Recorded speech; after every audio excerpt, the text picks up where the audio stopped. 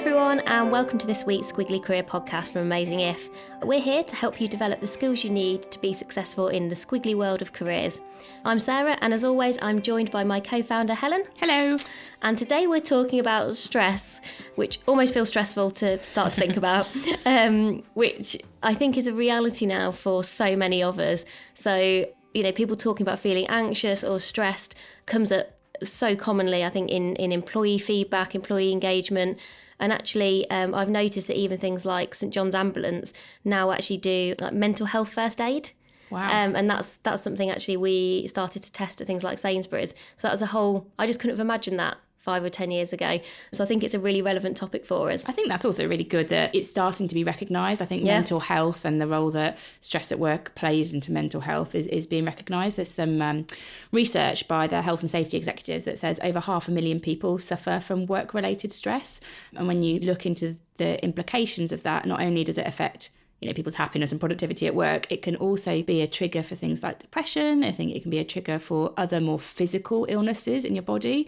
And again, Mind have done some more research on this, and they found that work is actually the biggest cause of stress. So it is more significant than financial drivers of stress, or actually more significant than health as a cause of stress. So this topic of work-related stress is very important and relevant, and I think we will do what we can to share today our experiences of this and hopefully some of the things that we've found to cope with it.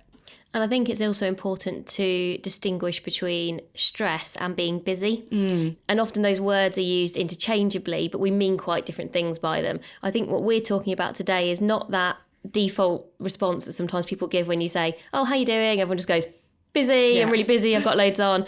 This is actually, I think, more significant than that. It's actually where you are under pressure to an extent where it is impacting on you and how you feel, your ability to do your best work. And it often does then extend into, I think, the rest of your life as well. So actually, we're going to try and talk about stress in a sort of meaningful way, not just, "Oh, I feel a bit stressed at the moment." Yes, yeah, definitely. It's beyond that. Yeah. So when you feel stressed, Helen, when you're sort of in that moment or in that week, or I guess maybe even longer than that, what does that feel like to you? I think about the times I've had it, and thankfully for me, I can think about those specific times. This isn't I wouldn't say I suffer from stress all the time, and I know that must be very difficult for people that do, but I can think about the specific times in my career when I know I felt stressed.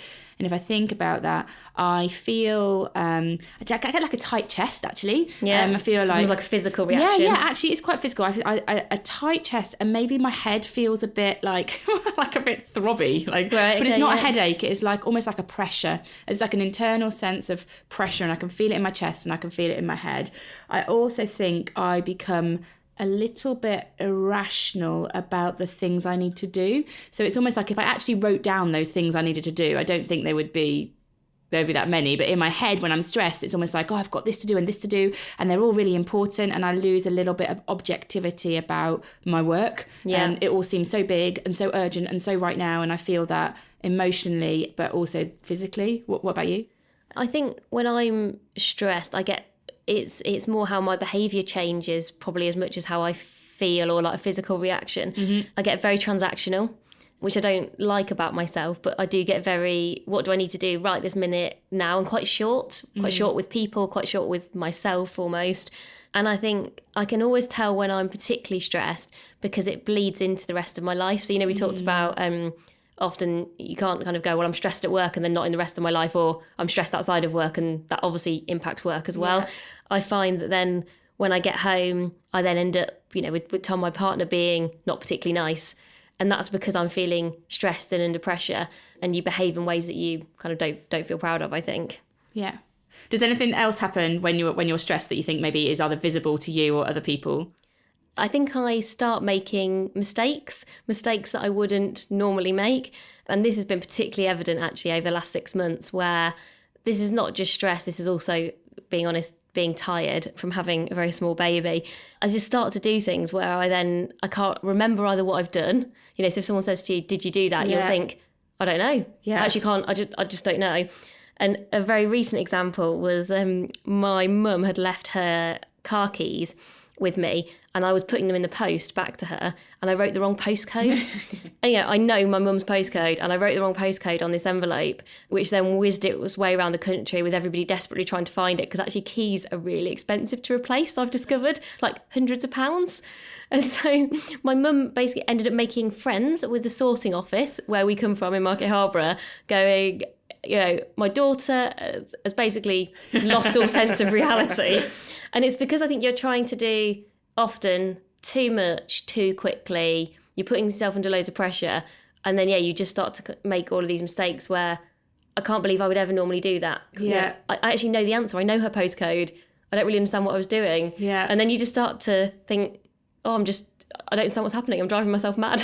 Sometimes I think so today we're recording this podcast and I have forgotten my phone, which I basically live on to do everything. And I forgot my phone. And this is because I am a bit stressed at the moment about various things that I'm doing. But sometimes I think those moments, either whether it's a physical reaction that you're like, oh, I shouldn't be feeling like this, or come on, Helen, how have you managed to forget your phone? Sometimes they're almost more than clues. They're like big red alarms that you need to take control of this in some way, this busyness, this sense of stress, before it becomes something a bit more negative for you. So whilst they are not helpful in the moment, like your mum having to chase after her car keys across the country, probably not a helpful thing, but I think they are these alarms that can clue you into, I need to change something here about my reaction to this situation so that I can, this doesn't get more significant, more serious for my health.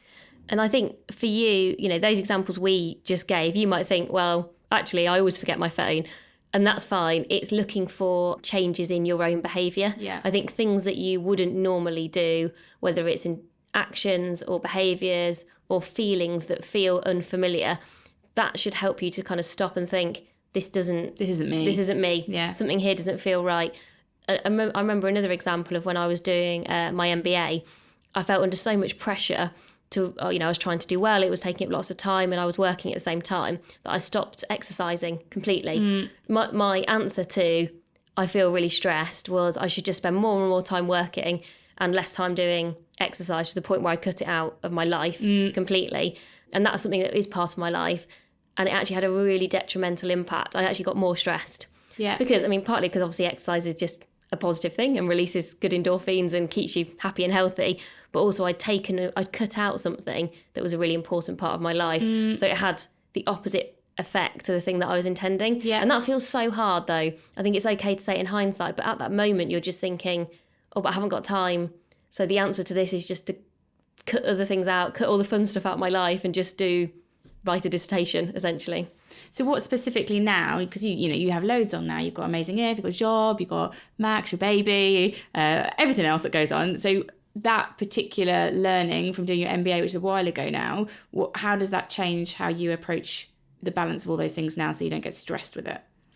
I think if I'm starting to feel stressed, I recognise the triggers. I'm more able to recognise the triggers. And I've got a better idea of what some of the solutions might be. And so actually this week, a really classic example, I'd had a really bad day at work. So lots of things had gone wrong. You sort of come out of the day, you just don't feel good. Yeah. And I think there were two things that I did that then just really helped me, I guess, recover quicker, be resilient and bounce back ready for the next day. The first thing was recognising that you have to get some of that bad day out of your system. Yeah. So having a really good support system, just a small support system of people you can speak to, makes a massive difference. So you know I had that bad day because you were the one getting the WhatsApps going, I've had a really bad day, this is what happened. And that just helped me to kind of get it out into the world. And, I told my partner and you just chat about it. You're not trying to do a coaching session or provide solutions like we would maybe try and get into some sort of coaching scenario. You just need a friend. At that point, you just need a friend who can listen and go, that sounds rubbish, empathise. That's, I hope things get better. That's all you're actually looking for. And actually then the second thing I did, back to the point around the MBA, was that night, rather than sitting down on my laptop and doing more work or sitting and watching Netflix, I went out for a run. And again, that was really, really helpful.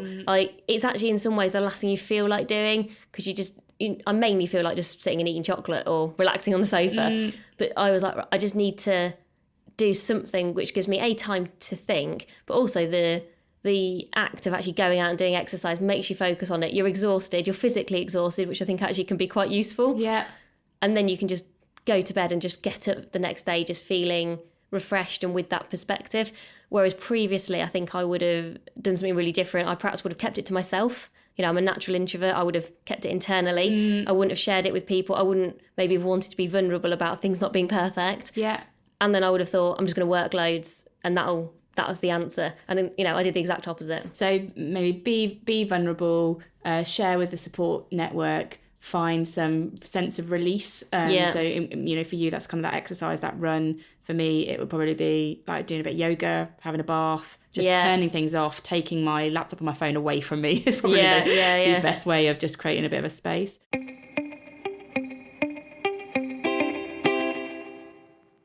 Thinking about some of my own experience, I think one of the times that I feel that my career had become most stressful was when I used to work for BP, and I was travelling a lot. I was living away from my husband at the time. We were fine. He's still your husband now, to be clear. You're like husband at the time. It sounds like you're only like your fourth or something. Still the same husband. Same thankfully. guy. But because of that job, we were moving from 2 different cities. So in the week I lived away from him, and I was travelling a lot. I had a pretty demanding job. I also had a pretty difficult relationship with my stakeholders, specifically my manager at the time. And I just remember feeling like I can't do this job to the best of my ability, and also the job that I wanted to do. I was potentially doing, all the feedback I was getting was actually that I was doing quite a good job, but my sense of what a good job looked like, I felt like I wasn't doing it. I felt like I wasn't being the manager to my team that I wanted to be. Maybe I wasn't delivering on my manager's expectations, that I was torn between work and home, and it just created that tight chest feeling. And I I did ask for help, and I didn't really get it as well, which didn't really help. But I think, well, I had a coach at the time that I was talking to, and various people to try and steer my way through this situation, because what we were saying earlier was I didn't feel like I was reacting to it in a way that felt like me. And what I learned and I took away from that situation was there were limited things that I could control in that situation. I couldn't suddenly solve the issue of my husband and I not being in the same place. I couldn't suddenly stop traveling. It was a global job. I couldn't change my manager. There were things that I wasn't in control of, but what I was in control of was my reaction to it. And once I realised that stop trying to change some of this other stuff around you and actually just look inward about, are you being too defensive in this situation? Are you holding yourself to too much of a perfection bar? Your husband's understanding the situation. He's not putting pressure on you. You're putting pressure on yourself. Once I realised that a lot of how I was feeling was actually all about me. Yeah. I suddenly thought, well, if I can control that, then I change entirely how I'm responding to this situation. And if I think about, don't be defensive in this situation, be a bit different about how you're interacting with your team about these things. They seem fine. It suddenly took a bit of the pressure away, because I think quite a lot of it was self-created. And I think the learning there for people is to, look inward. A lot of the time, stress can be caused, I noticed this with my team actually, stress is caused by your own assumptions and your own perfection and the expectations you're placing on yourself, and not always other people. And that's something that you are in control of. Yeah, and I think when I've been in quite stressful situations, maybe with a particular individual or as part of a job, one of the things that somebody told me that I found incredibly useful was you do realise that other person or that organisation as a kind of entity isn't getting really stressed. This is just you. Yeah. You're letting these things get inside of your head, dominate your thinking, take up your energy and time, and that is stopping you from doing your best work. And so basically you're getting in your own way. Absolutely. I do, I'm very mindful of, in those moments, it is really hard to see that though. That took somebody telling me that, saying, I remember finding a particular individual would bring on a lot of stress every time I had to have kind of interaction with this person.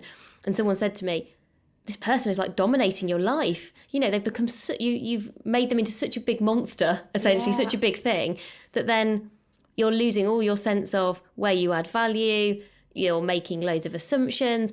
Think about how much time this person is taking up in your brain. Are you happy with that? And I was like, no, this is a disaster. This person is taking up like 70% of my mental capacity. And when you start thinking about that's ridiculous. What am I doing? Yeah. And it just helps to kind of elevate you out of that But that's often where I think, going back to the support system, when you're in the midst of this, seeing the wood from the trees takes, I think, a lot of experience and practice and skill. And I think even the most experienced, like chief executives, etc., still need people to kind of help them and coach them through these kind of things.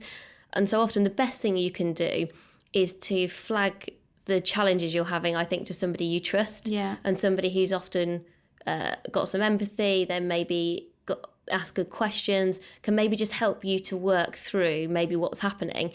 And always, rather than starting with, I think you often start with going, it's somebody else's fault, or blaming. I think there's often a bit of this all stuff is all happening over here, none of which I can control, or I'm going to blame somebody else, and then it's all really bad for me. And back to your point about what you can control and what you can't control, just start with, well, what are you trying to achieve as part of this? What you're trying to achieve is you feeling less stressed, so that you enjoy what you do, enjoy your job. And if that's what you're trying to do, what will it take? So start with that question, I think. I also think that there's a real human element in what causes stress. So if I think about times in my career when I've been stressed, it hasn't necessarily been about the workload. Have a challenging workload, and that sometimes can feel a bit stretching. But the thing for me that tips it into stress is often the people. So if a manager or a stakeholder is applying pressure, that suddenly, it's almost like I lose my control, or I feel like I've lost my control of my ability to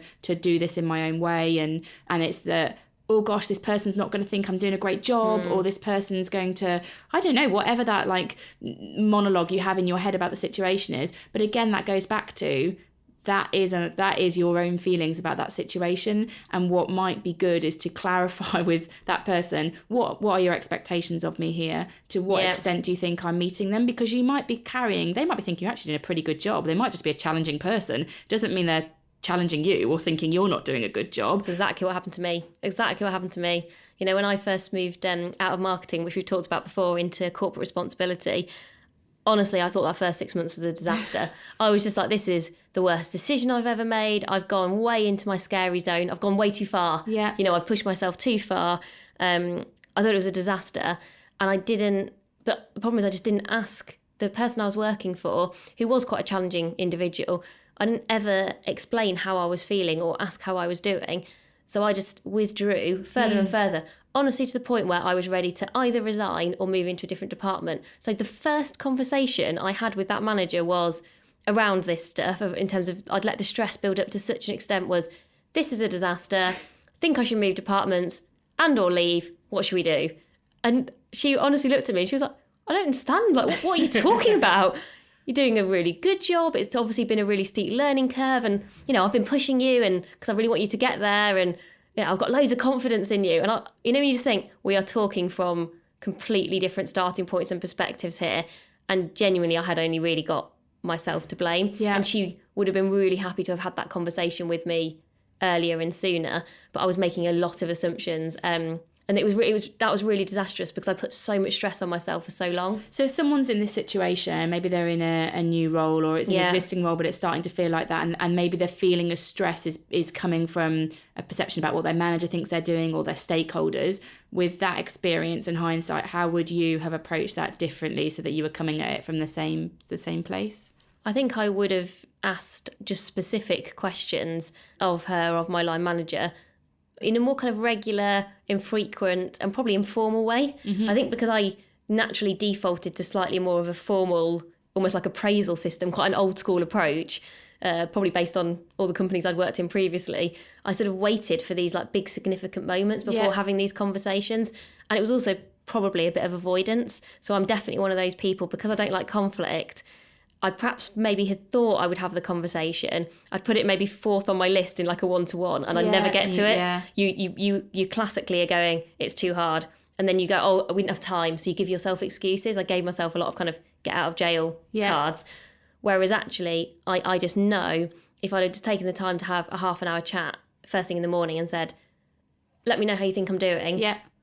As simple as that, I think that would have made a really big difference to my experience. There's something at Microsoft where I work that they're changing the feedback process, and I love it. So it's gone from can I have some feedback, or like a 360 feedback review, to a whole new terminology around how we get feedback. And it's all around asking for perspectives. And there's been quite a lot of research done around that actually asking for someone's perspective is a better way of getting some of that insight. Nice. And I was just trying to think about, with that in mind, what would you ask for? And I think you could have a conversation with your manager that says, my perspective of your expectations is this, or I'm operating, under this assumption about, your expectations. What's your perspective on how I'm performing? And just maybe asking for those questions more regularly. I think if you want to get this to feel like it's the first thing that you can ask on an agenda, and you're not holding your breath when you're asking it. And then you can maybe realign some of that stuff that's going on in your head, stop avoiding the questions. And also you're probably, I always think you do far worse in your own head. You're so much more self-critical of yourself than other people are.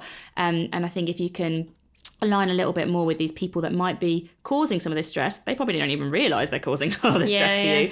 You can maybe just get it out in the open a little bit more and reduce that pressure you're putting on yourself. Yeah, and I think if you are listening to this and you are a line manager or you're leading a team, think about what questions you can ask people to encourage people to share how they're feeling. And so one of the things that I've introduced at Gravity Road, where I work now, is an anonymous questionnaire. And the first question is, what one word describes how you're feeling about work at the moment? and the reason the reason I do that, and I do it in an anonymous way, is that I just want to know what's the overriding sentiment for you as an individual at the moment. Are you feeling busy, stressed, motivated, anxious, loving it? That's 2 words, but whatever it is, I just think it's really interesting to see what's that first word. And then I do go on to say, well, what are you enjoying the most about your job at the moment? What's the one thing we could change to help you do your job better? There are follow-up questions to that. But what I hope by even doing that very short 5-question survey is you're starting to create a culture and environment where you are encouraging people to share how they feel, that they can flag and signal that they're really enjoying something and they'd like to do even more of it. Or actually, if they are in a position where they are feeling really stressed, that's okay to feel like that, and you should tell someone, and collectively we should try and get to a better place, because no one should want anyone to feel like that, because I just cannot believe you do your best work when you're stressed. Yeah, I think actually another positive thing that Microsoft do in that space is we also ask a similar question like that, and then we put it in a word cloud, so you can see all those words, and I then think you can then play that back to employees, and then that helps them to feel, they can either see, oh God, I feel really different to everyone else, or actually other people are feeling like this too. And I think it's not just me. It's not just me. That's fine. We can have a conversation about this now, because I was just keeping this to myself. So I think it goes back to that support group. That support group can be in work as well. You just have to be, I think, open about how you're feeling, a little bit vulnerable, and then that can help you to move forward with it.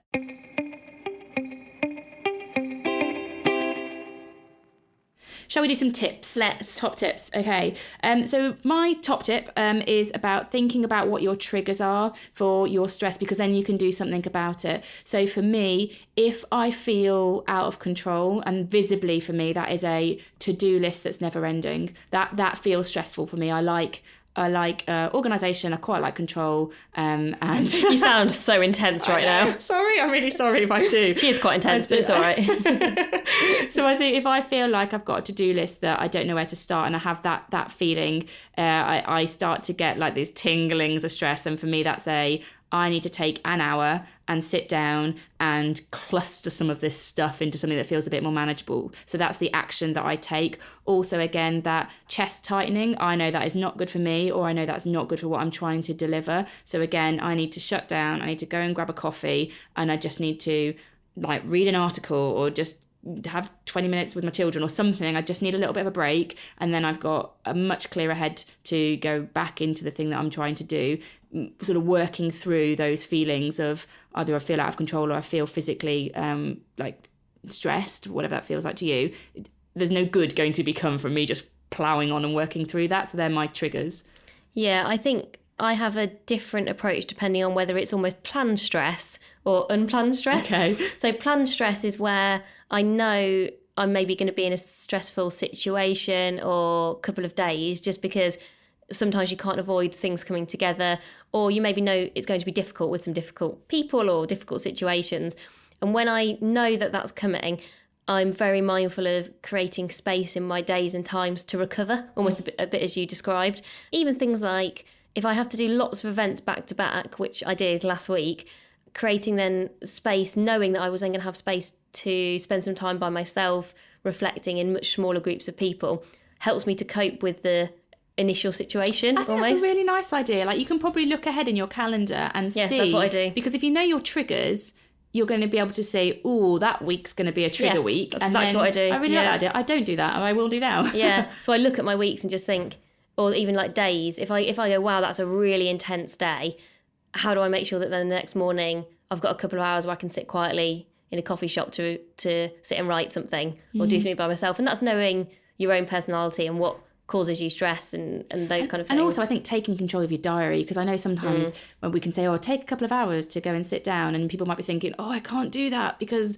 it's not the way my company works or my manager. Yeah. But I think we just have to have conversations about this stuff, because if you take that hour of coming in slightly later or just going to read something that stimulates you, whatever you need that hour for, that's going to make you more productive at work. And I think we've got to start having conversations with our managers and our organisations about, this is how I will work best and create the most value for you, but I can't do it in this way. I've got to have a bit of freedom to shape that. And if that's an hour on a Thursday morning to do this thing before I have a presentation, then I'm going to be better for it.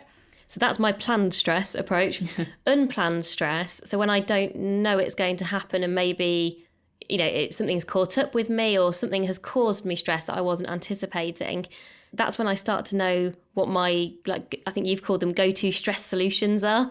So, I talked earlier about it is going for a run. It's knowing what my support systems are.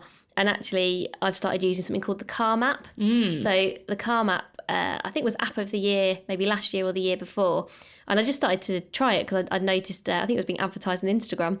And it's a really nice app in that it has lots of different approaches. So there's one section that's just loads of different music. And it's music depending on how you're feeling. So if you want to be like focused or relaxed or meditative, and you can listen to like a different soundtrack. And then it has some really simple things like breathing exercises, meditations. What I wouldn't do, which is what I tried to do, was try and do one on the train. And when you're breathing in and out in a way too kind of exaggerated way on the train, you get very self-conscious very quickly. And I was like, this is a disaster. And I only made it through. I feel less calm. I made it through 5 minutes of like a 12-minute exercise, and I was like, oh dear, this is not. So, do those things at the right moment. Don't do what I did. But even that app has a really simple breathing exercise where it gets you to breathe in for a certain amount of time, hold your breath, and then breathe out again. And they make you do it 10 times. And taking 10 deep breaths, actually, you suddenly realise how infrequently you do that in terms of, and it feels like an age. It feels like you're taking ages, but it just slows down your heart rate, makes you pause for thought, and it just helps you to, I think, recover a bit of kind of almost like your sanity in those moments of stress. Yeah. There's something called Department Store for the Mind, which is a lovely online store, and they actually have a bracelet that you can buy called 10 Deep Breaths, and it has 10 little beads on, and it's to remind people of the power of taking 10 deep breaths. I love Department Store for the Mind, so if you've not checked it out before, have a look, because it has some, particularly around stress and anxiety, actually, they have some really lovely kind of products and things that you can buy to just help you to remind yourself of what actions you can take in those moments of stress. So maybe another couple of resources as well that might help you. I think we've mentioned Calm app and Department Store for the Mind. Also, there's a report from Do Lectures. We talked about one of their reports before, actually, but they've done one, a stress report, which is, I think it's like 130 pages. It's an extensive report. That sounds long. It is long. You also have to buy it, but it is, if you kind of want to go into this a little bit more, it talks about how you can manage it, gives you some stories of other people and how, like, coping mechanisms. So I think if this is something you want to go into a bit deeper and think about, that's a really, really good report, really good resource. You can get that online. And one that I've got is called The Miracle Morning. Sarah's going to cringe when I talk about this, but I actually found this quite helpful. So The Miracle Morning is a book by a guy called Hal Elrod, I think. Elrod. Sounds like something like Lord of the Rings. I know. It's an American guy. But the book is it's essentially about a morning routine that you can do, which he has this acronym SAVERS. And so it's about silence, which is essentially meditations, affirmations, which is kind of about setting yourself and your intentions, visualization, so you can kind of imagine where you want to be. And then it has exercise, so I do yoga, and then reading, and then also scribing, so writing, journaling. It is quite a lot to fit in a morning. So have I got to do all of that before I leave the house.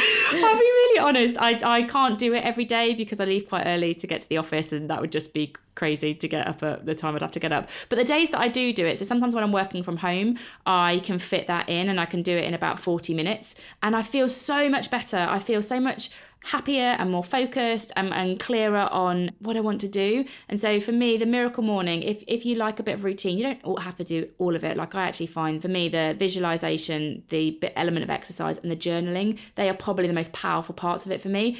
But if you like that kind of stuff, it's a good book, it's an easy read. And do you know what my miracle morning is? Getting to work on time? I don't know what it is. Well, no, just like a lie-in. It's just a lie-in. I was like, I'd absolutely love to have a lie-in. Sleep's really good for you. There's loads of studies about sleep. That is really true. I think that would be my miracle morning, is just like staying asleep for a bit longer. We should do a future podcast on the benefits of sleep. Yeah. The irony of that with both of us having young children that don't sleep. Can I do a person that yes. I think?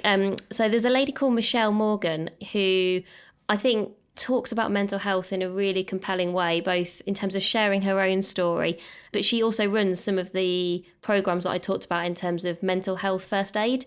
You can look Michelle up on LinkedIn. I'm sure she won't mind. She's the co-founder of a company called Liberty, a creative agency for kind of young people.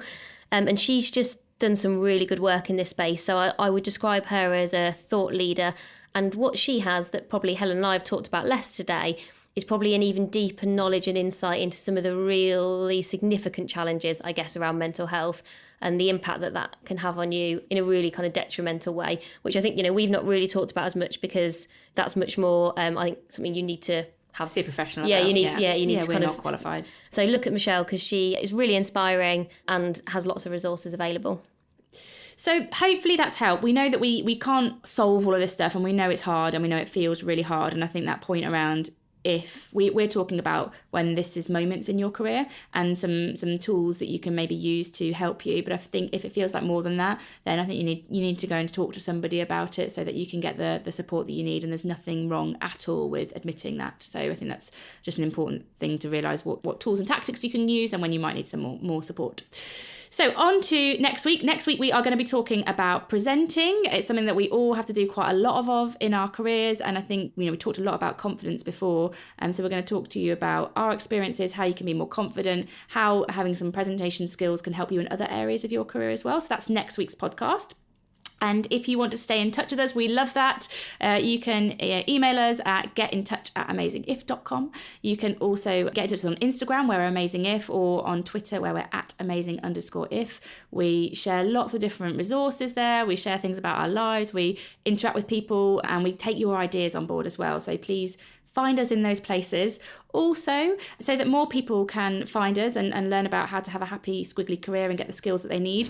If you wouldn't mind giving us a 5-star rating on iTunes, that would be much appreciated. Are they not? It's either 5 stars or nothing. Is that what we're saying? Either don't bother or just give us 5 stars. They're all 5 at the moment, which is pretty good. Have we done them though? No, I promise. There's more. Are you sure it's not just like my mum, your mum, my sister? They may your be part husband. of the mix, but more welcome. Join our family in our podcast reviews. But no, genuinely, it does help with things like the iTunes algorithm. And actually, 80% of you, as we saw when we looked at our stats, 80% of our listeners are on iTunes. So, yeah. Is that right? I obviously wasn't concentrating That's at that fine. point. I'll be your stat guru, Sarah.